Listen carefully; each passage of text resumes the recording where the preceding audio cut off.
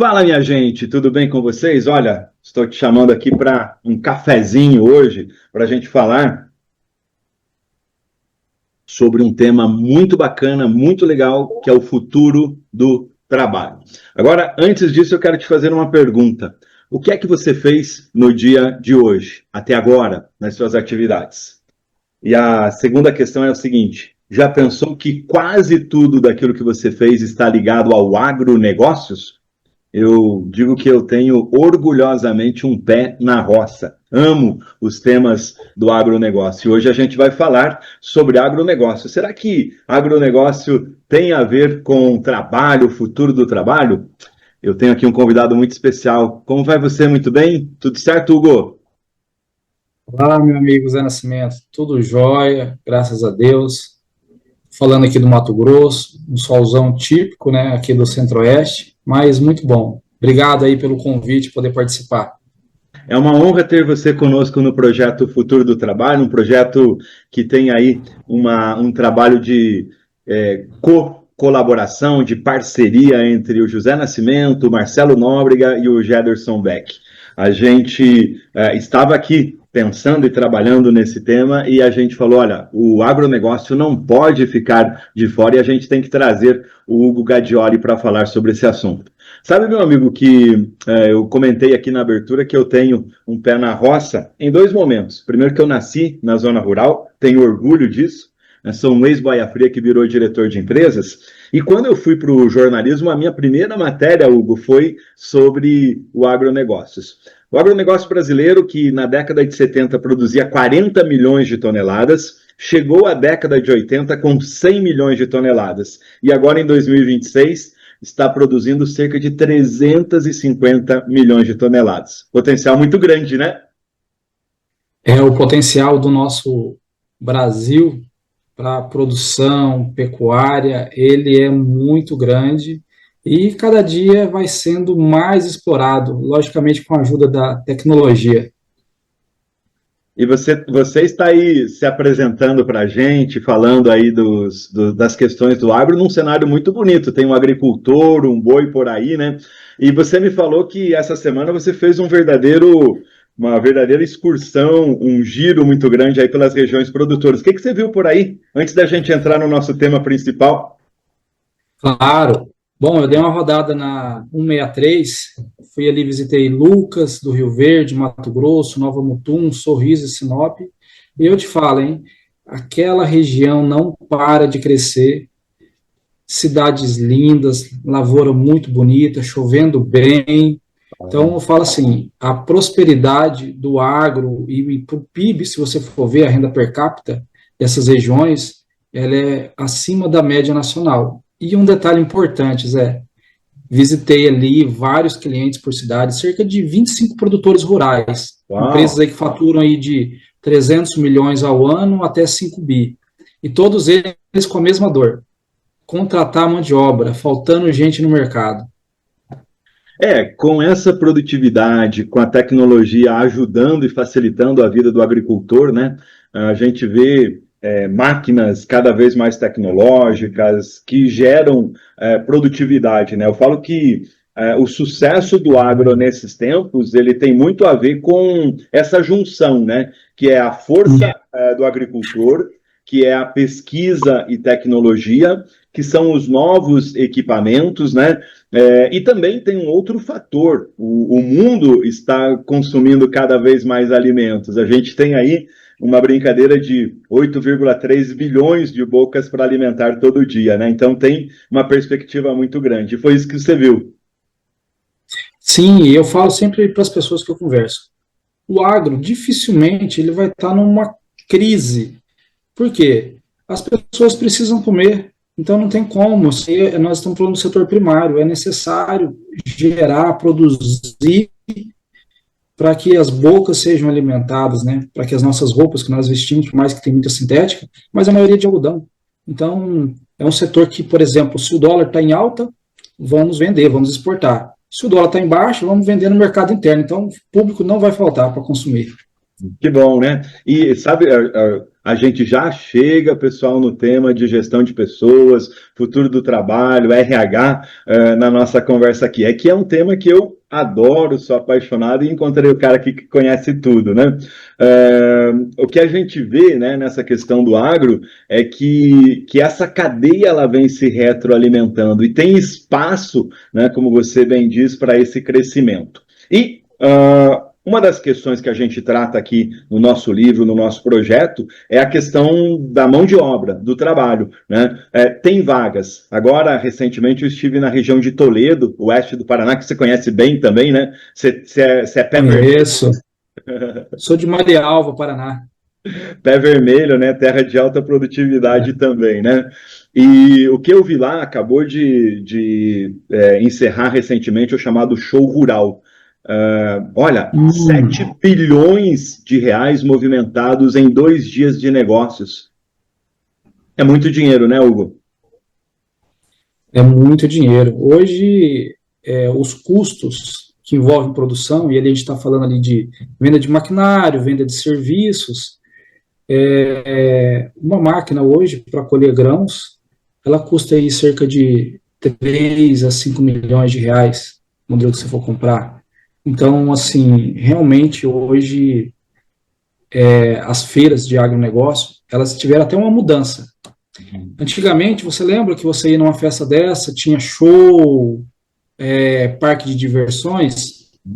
Não sei como é que está aí no Paraná, mas Centro-Oeste, Norte e Nordeste, as feiras hoje são de negócio, não tem isso. Shows, parque de diversão, não. Lá estão os expositores e aquelas pessoas para fazer o network e comercializar. Então mudou a cara das feiras, né? Voltada estritamente para negócio e network. Exatamente, não, é isso que tem acontecido aqui, foi bem assim no Show Rural. E sabe o que eu gosto de fazer de comparação? Eu tenho 57 anos, eu sou rural do tempo do arado, da enxada e do machado. Depois a tecnificação veio, né, com os equipamentos e tal, e hoje, quando eu vou dar aulas em cursos de pós-graduação, agora mesmo eu estou fazendo uma disciplina num curso de agronegócios, a gente vai ter que falar de georreferenciamento, de drone, de alta tecnologia. E o maquinário, bem como você falou, hoje uma máquina dessas custa 3 milhões. Esses dias eu vi um trator que custa 1 milhão de reais. E aí, qual que é essa realidade? Você não tem mais que colocar um operário rural, você tem que colocar um técnico, um profissional altamente qualificado, porque ele está ali trabalhando, está ali operando um equipamento caríssimo, de alta produtividade, que precisa ter performance, né? Então, o jeito e a característica do profissional do agronegócios mudou também. Realmente o que você falou faz todo sentido, é um caminho sem volta. Máquinas autônomas, com mais tecnologia, que geram muitas informações, a gente fala que ela vem com muita tecnologia embarcada. Por exemplo, temos um gigante do agro, que é a SLC, né? Hoje, não salvo engano, eles estão plantando aí mais de 700 mil hectares no Brasil. Eles estão fazendo um teste, uns 140 mil hectares deles, com pulverização através de aviões autônomos. Já pensou? Tem os drones, né? Mas eles estão buscando uma opção para fazer com os aviões, e se der certo, é um modelo que com certeza vai ser replicado para outros produtores, para outros negócios. Esse desenvolvimento, literalmente, né? Fazendo aqui uma brincadeira, né? O agro é um campo fértil para novas tecnologias, para novas oportunidades. E ontem eu recebi, inclusive, um dado interessante que a gente fala muito em inteligência artificial. O agro é o setor que ainda tem muito espaço, apenas 20% dos potenciais para o agro estão sendo utilizados com inteligência artificial. E aí o teu trabalho na Agrovagas vai muito ao encontro disso. Fala um pouquinho da Agrovagas para a gente e já conecte essa questão aí ao seu tema aí no livro, que é o agronegócios 4.0, né? Na prática, aí, o que muda em termos de gestão de pessoas, de RH, novos talentos, né? E tanto o agricultor quanto o líder lá da ponta tem que atuar com mais estratégia e saber aproveitar aí as forças da inteligência artificial. É verdade. O Agrovagas nasceu de uma dor dos colegas de RH do agro, né, nível Brasil, né, principalmente nas regiões onde a agricultura é de larga escala, né, como Centro-Oeste, Norte e Nordeste. Mas atuamos também ali na região de São Paulo, Santa Catarina e Paraná. Eu faço parte de um grupo de gestores, gerentes e diretores de RH. Nós temos ali cerca ali de 500 pessoas nesse grupo de WhatsApp. Ó, quero participar desse grupo, hein? Sim, vamos incluir você Aprender na lá. ponte aí com vocês para que eu possa replicar isso nas minhas aulas. Me chama lá. Network é fortíssimo lá. Alguém precisou, levantou a mão lá, tem 5, 6 lá querendo ajudar. Isso é muito bom. É muito colaborativo o setor do agro. Tanto é que se você estiver passando numa estrada, que hoje é difícil, né? Mas ainda, principalmente a região região norte, ainda tem muito isso. Um caminhão está passando lá, transportando alguma coisa, ou um carro atolou, o cara da fazenda vizinha vai lá, puxa, o outro vai lá também, se dispõe a ajudar, né? Então, as pessoas se ajudam muito. Bom, Hugo, e a nossa ferramenta... Eu só vou fazer uma parte aqui. Você é a estrela e o meu entrevistado, mas o tema para mim é apaixonante. Então, por isso que eu fico ali, às vezes, dando meus pitacos, né? Falo que o papel do entrevistador é ouvir, mas o tema para mim é apaixonante. Você falou sobre essa capacidade de agregar, de ser solidário, de ser humanitário, né? Do agro. Isso eu vivi na roça, literalmente, quando eu estava na hora do almoço.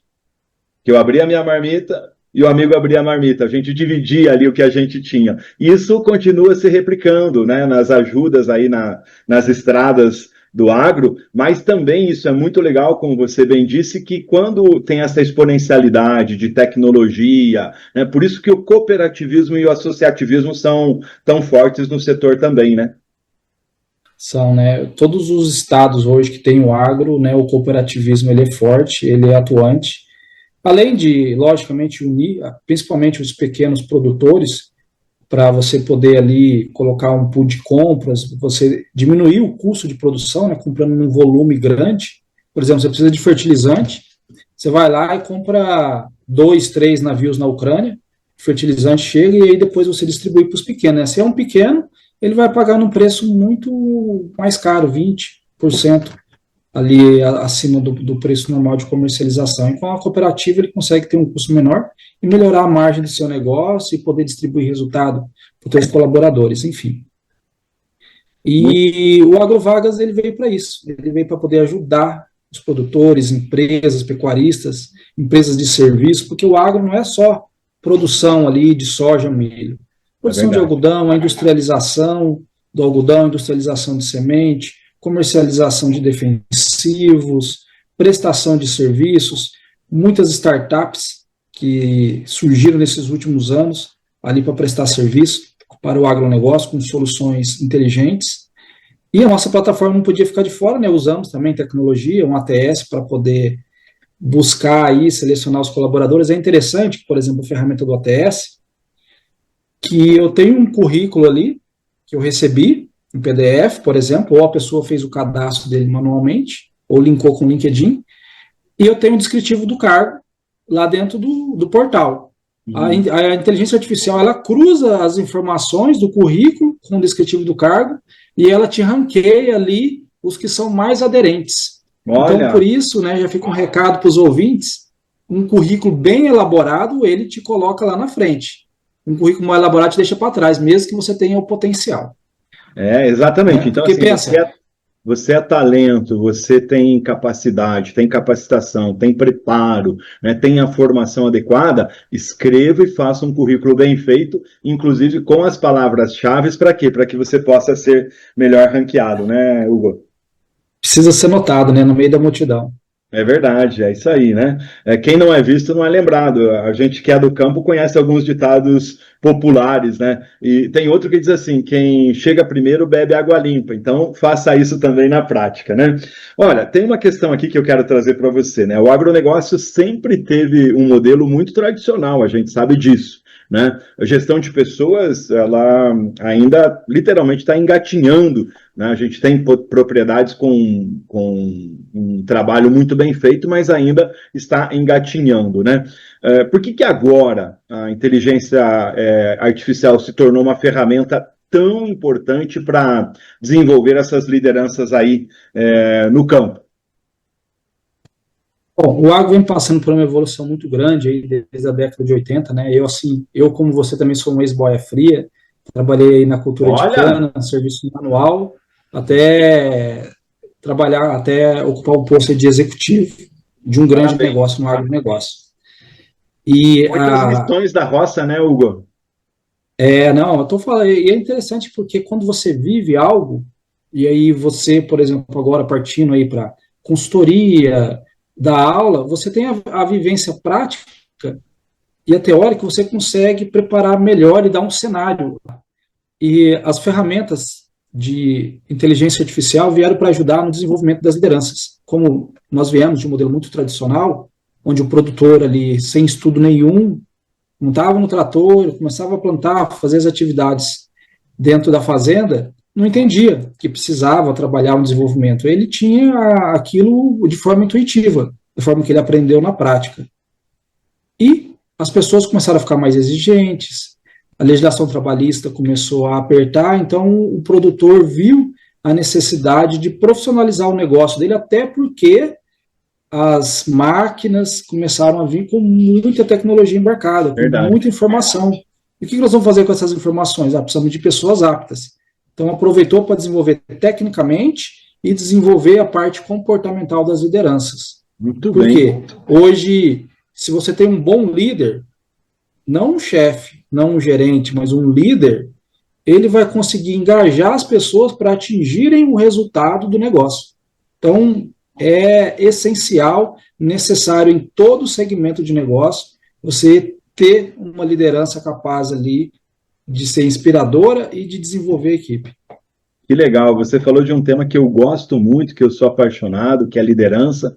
Tem um capítulo num livro chamado Líder 7.0, que eu trago características dessa liderança, né? E eu fiquei super feliz porque no nosso projeto Futuro do Trabalho, você também traz essa fotografia do agro, traz a mudança e transformação no setor e tem uma visita forte na questão da inteligência artificial, da tecnologia, mas acima de tudo, das chamadas soft skills aí dessa liderança. Eu queria que você esmiuçasse um pouquinho mais, quase que tirando de você aí uma mentoria de dicas, de orientações, sobre as características desse líder agro. Quem é essa figura? Quem é esse cara? Como trabalhar com um colaborador tão diferenciado? Veja, no agronegócios hoje, você trabalha com um profissional que está lá na roça, no campo, com uma formação, Exato. com um jeito de pensar, trabalha com um executivo, né, numa cidade, né, vendendo equipamentos, implementos agroquímicos, e trabalha também com o pessoal da tecnologia, que está em qualquer lugar do mundo falando de inteligência artificial. Muita diversidade, né? Uma dica que eu dou para quem está numa liderança hoje dentro do agronegócio é ele entender o que realmente a empresa espera dele e o que aquele cargo espera dele, porque o cargo ele tem ali as soft e hard skills. Então, quando ele entende aqueles skills que são aqueles requisitos, aquelas características, aquelas competências do cargo dele, e ele faz esse cruzamento com as competências que ele tem atualmente, né, isso através de um assessment ou através aí, de uma avaliação comportamental, aí você tem um cenário, poxa, eu estou aqui e Sim. o cargo está acima. O que eu preciso fazer para igualar?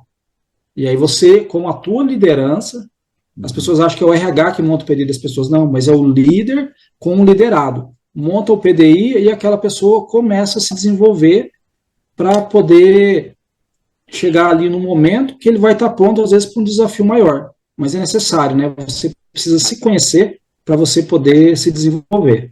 Que legal. Olha, com esses mais de 20 anos aí de experiência que você tem na área de RH, esse olhar, né, holístico para toda a cadeia, o que você tem percebido de erros mais comuns que as empresas cometem na intenção de utilizar aí a tecnologia na gestão de pessoas? Porque tem muito disso também, né? Eu chamo de empresas da modinha, que pega ali a modinha e diz, eu tenho que surfar essa moda, e nem sempre é assim, né? Não, muitas empresas, o erro delas é não usar adequadamente a tecnologia. Por exemplo, se eu tenho uma plataforma, um ATS dentro do teu negócio ali que vai fazer essa captação de currículos, se o teu RH tem um modelo de avaliação, um exemplo, um método que utiliza o método DISC, de avaliação comportamental, se eu tenho a descrição do cargo, tá bonito lá, eu tenho a missão, visão e valores lá na parede, mas isso não é levado em conta, não é trabalhado, o empresário, ele está jogando dinheiro fora. Você tem ali toda a ferramenta para você desenvolver, para você mapear, para você contratar a pessoa certa para o lugar certo, e você não está utilizando.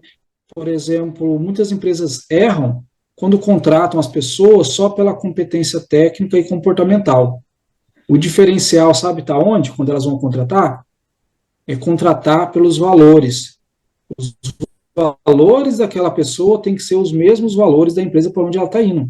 Por exemplo, já pensou você contratar um vegano para trabalhar no confinamento? Quando você coloca essas três vertentes juntas, aí a assertividade ela aumenta, não que vai dar certo, mas a assertividade aumenta muito mais e você traz pessoas realmente com aquele fit cultural. Muito bem.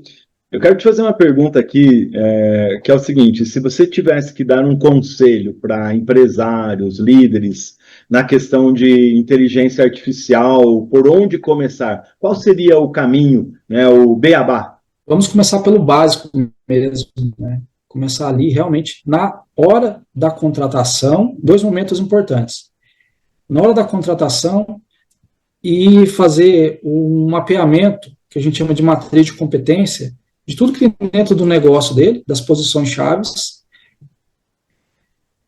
e levar para o RH. O RH ele vai conseguir ajudar a empresa quando ele é estratégico. O que é um RH estratégico? É um RH onde o CEO ou CFO do negócio, que às vezes faz a gestão do RH, chega e fala, ó, nós estamos indo para cá. Porque quando a empresa não fala isso, às vezes o RH vai para cá porque ele vai estar no achismo, ele acha que tem que ir para cá. Então, quando a empresa mostra, nós vamos crescer, nós vamos duplicar ou nós vamos manter, aí o RH, com a tecnologia que tem ali dentro, ou se não tem, hoje você tem muita ferramenta gratuita, o RH consegue ajudar o negócio a crescer mais. Contratar as pessoas, achar os talentos, até que não é tão complicado. O grande desafio é reter essas pessoas dentro da companhia, né, Hugo? O desafio de reter, ele é maior que o desafio de contratar, sabia, José? Ah, A maioria das pessoas, das empresas, acham que a dificuldade está, não tem mão de obra no mercado, mas elas estão indo no lugar errado. A dor é reter. Se você está retendo, você não vai ter saída. Então, você não vai ficar precisando contratar.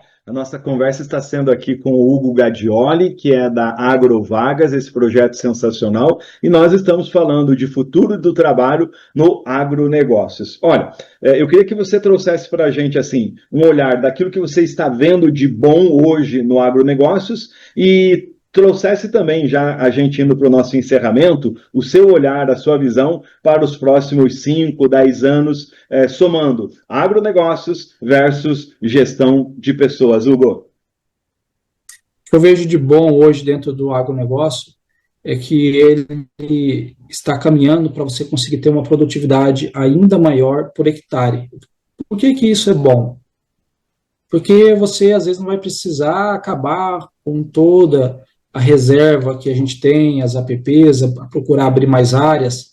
Quando você aumenta ali a escala dentro do teu negócio, você consegue manter aquele número de área. O cenário que eu vejo para os próximos 3 a 5 anos é uma dificuldade ainda de trazer pessoas para o agronegócio. Eu acho que a gente tem que fazer a psicologia reversa. Nós temos que, em vez de tentar buscar os profissionais para virem trabalhar no agronegócio, temos que ir para dentro da escola, ir lá mostrar como que é uma fazenda, como que é a atividade de um confinamento, como que é a atividade de um agrônomo que trabalha numa revenda ou numa agroindústria, para criar, começar a despertar essa paixão naquelas pessoas, naquelas crianças, para virem para o mercado de trabalho, porque com tanta tecnologia que tem na cidade, por mais que você tenha na fazenda, internet, televisão com aplicativos de streaming, que é normal, porque são via satélites, mas a pessoa sente falta de estar ali na cidade, num barzinho, no cinema, e isso não tem hoje na fazenda. Tem muitas outras comodidades.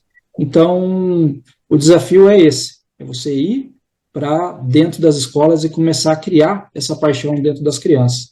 Porque nesse cenário dos próximos 3 anos ainda vamos sofrer muito. Por quê? As pessoas ainda não estão preparadas para lidar com tanta tecnologia que a máquina gera. Por exemplo, a máquina ela consegue te dar ali a velocidade do vento, a velocidade que você está conduzindo ela, consegue dar a média de produtividade que você coloca dentro do talhão, o consumo, quando você parou, quando você começou, quando você colocou a mão no volante, quando você tirou.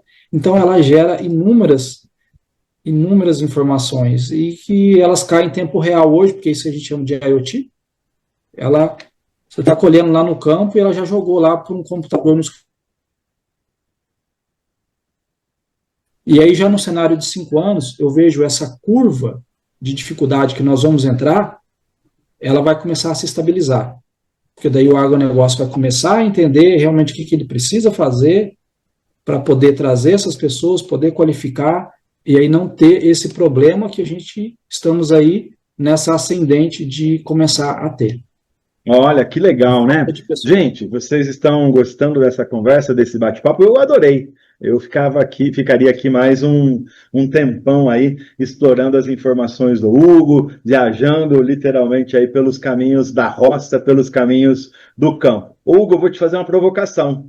Eu quero ir um dia aí, fazer aí um tour rural com você para ver o que está acontecendo no agronegócio brasileiro, porque olhando daqui, tendo essa vivência, mas vendo, tem muitas oportunidades e tem muita inovação, tecnologia e muito aprendizado quando a gente vai para a roça. Quero que você faça aí as suas considerações finais para nós. Bom, primeiramente agradecer aí o convite novamente, estar podendo participar, e você que está nos assistindo, puder replicar isso para outras pessoas que não trabalham, que não conhecem o agro. Eu deixo aqui também uma observação importante. As mulheres, então, estão entrando muito no agronegócio, viu, José? Hoje temos muitas mulheres operando máquinas agrícolas, gerente de fazenda. Eu conheci uma mulher que ela é gerente de uma fazenda de 30 mil hectares, liderando 350 homens. Que bacana. Então, assim, assumindo diretorias financeiras, diretoria de RH, e logo vão estar aí assumindo diretoria de produção. Então, tem que editar isso aí, deixa eu começar de novo. Não, legal, pode fazer. Então, para finalizar, venha conheça um pouco mais do agro. As pessoas criticam, mas você criticar sem você conhecer é a mesma coisa de uma palavra vazia. Procure entender um pouco mais, vivencie, se você puder, visite uma propriedade agrícola, que você vai ver o tanto que é gostoso, o tanto que é prazeroso, e o tanto que o produtor é o mais interessado em cuidar ali dos rios, da mata nascente. Tá bom? Que legal. Esse abraço a todos que estão ouvindo. Legal. Hugo, muito obrigado, aprendi demais. Para você que está nos acompanhando, um grande abraço e até uma próxima oportunidade. Tchau para vocês. Futuro do Trabalho. Patrocínio Tifes Group e Marcondes Consultoria. Realização: você está contratado e Top de Gestão.